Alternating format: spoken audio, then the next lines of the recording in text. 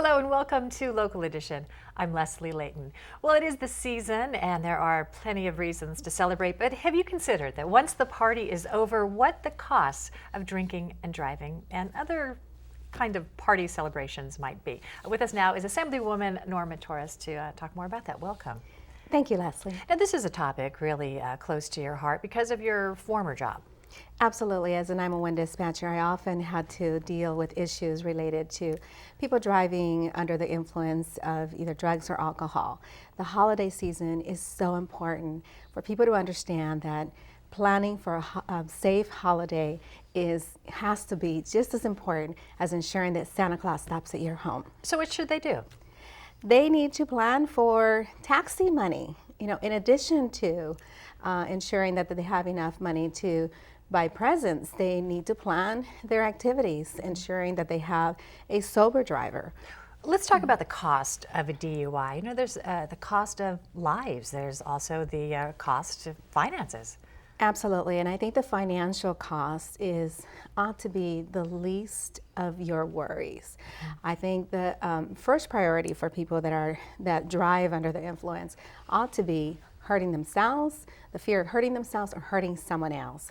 Last year, 21 people were murdered on our streets, and I say murder because you can keep yourself from driving drunk. And people think, oh, I'm okay, I'm just a little buzzed, I'll be fine. But the truth is as well, even if you don't cause the accident, if you are involved in an accident, someone else's fault, Absolutely. It's criminal.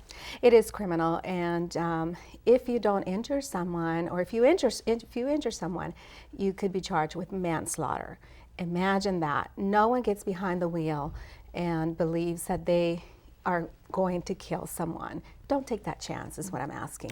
Yeah, and also don't take the chance of the humiliation of simply standing on the side of the road, handcuffed, and being completely out of control, taken off to jail. It would be horrifying. Absolutely. Absolutely. And then the cost. What happens once you get there as far as the expenses and the lawyers and the fines and what happens to you? First offense is the minimum cost of $5,000. But if you hire an attorney, you have to think about that. An attorney is going to cost you at least another $3,000 to $5,000. So you're looking at least $10,000, $8,000 to $10,000 in getting your record straightened. And the minimum sentence calls for jail time. I don't think 3 people months. really understand that that's the case out there too. One other thing to bring up, and it's silly that we even have to bring it up, but at this time of year, people want to celebrate by firing shots into the air. Yes. What are the repercussions from that? New Year's Eve is one of the busiest months of the year for law enforcement. And that's because people love to shoot their guns. They don't want to, they don't shoot fireworks. They're not available, so they shoot their guns. What goes up must come down, and it comes down at such a high rate of speed that it could kill you.